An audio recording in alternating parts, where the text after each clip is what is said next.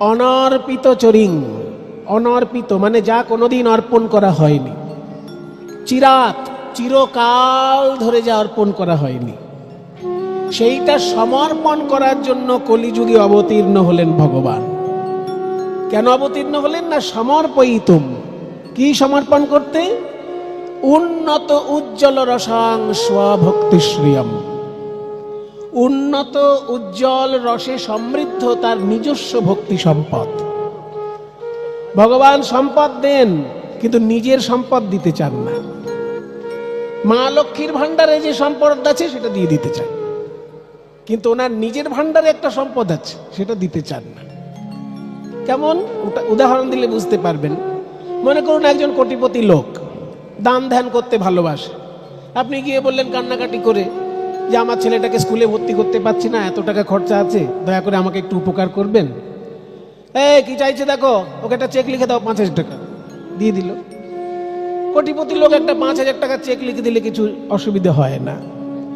কিন্তু সেই গরিব মানুষটি যদি ওই কোটিপতিকে বলে যে আপনি বিয়েতে শ্বশুরের কাছে যে সোনার আংটিটা পেয়েছিলেন ওইটা আমাকে দিন, সেটা দেবে কখনো? বেটা এক থাপ্পড় দিয়ে ভাগিয়ে দেবে গরিবকে। তোর পয়সা লাগবে, তুই পয়সা নে।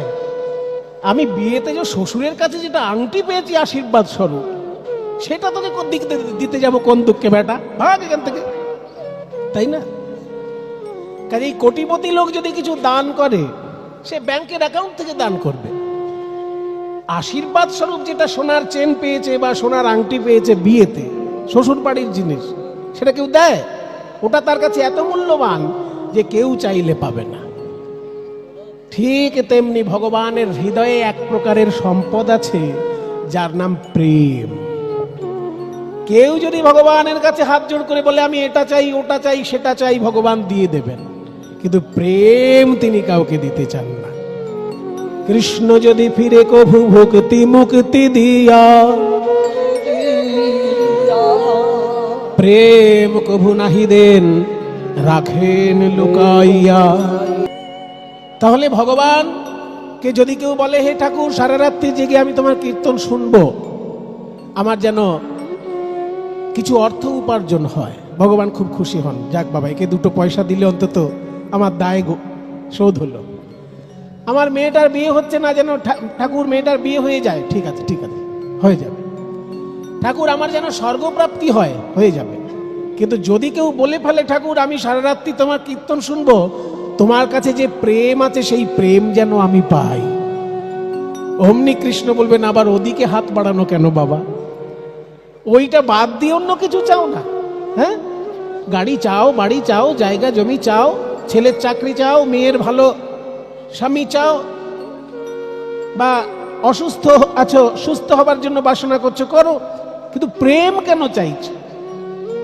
সেই জন্য বলছে কৃষ্ণ যদি ফিরে কভু ভুক্তি মুক্তি দিয়া।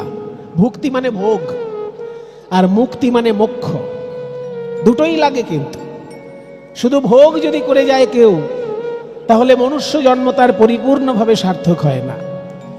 ভোগ এবং মোক্ষ, মোক্ষ ভোগের ব্যালেন্স রাখে। যদি শুধু ভোগের মধ্যে দিয়ে কারোর জীবন কেটে যায়, তাহলে কিন্তু তার জীবনটা সম্পূর্ণ জীবন নয়। ভোগের সঙ্গে যদি তার মোক্ষের সাধনা না থাকে, তাহলে অসম্পূর্ণ জীবন। ওই জন্য ভোগ এবং মোক্ষ এই দুটো। মাইক কিন্তু বারবার ঘোরাঘুরি করছে ভাই, কানে অসুবিধে হচ্ছে। একরকম সাউন্ড রাখো না, নানা রকম আওয়াজ কেন বার করছো? ভোগ এবং মোক্ষ, কেউ যদি ভোগ চায়, ভোগ 2 রকমের হয়, ইহলৌকিক ভোগ আর পারলৌকিক ভোগ। ইহলৌকিক ভোগ মানে এসি গাড়ি, এসি বাড়ি, সুন্দর শাড়ি, সুন্দর গয়না, দামি দামি সুস্বাদু খাবার, এগুলো হচ্ছে ইহলৌকিক ভোগ। আর পারলৌকিক ভোগ, পারলৌকিক ভোগ হচ্ছে স্বর্গে গিয়ে দেখবো অপ্সরা নৃত্য করছেন, কত সুন্দর, ওটা পারলৌকিক ভোগ।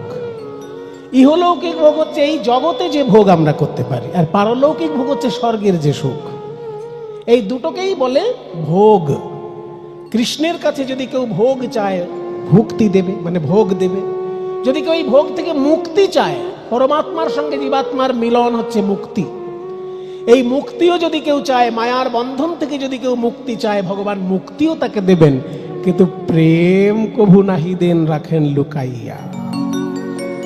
সেই প্রেম দেবার জন্য চৈতন্য মহাপ্রভু নেমে এলেন। প্রেমটা কেমন প্রেম না, উন্নত উজ্জ্বল রসাং স্বভক্তি শ্রিয়ম। উন্নত উজ্জ্বল রসে সিক্ত ভক্তি। উন্নত উজ্জ্বল রস কেমন? উন্নত মানে উঁচু ধরনের, উজ্জ্বল মানে চকচকে। তাহলে উঁচু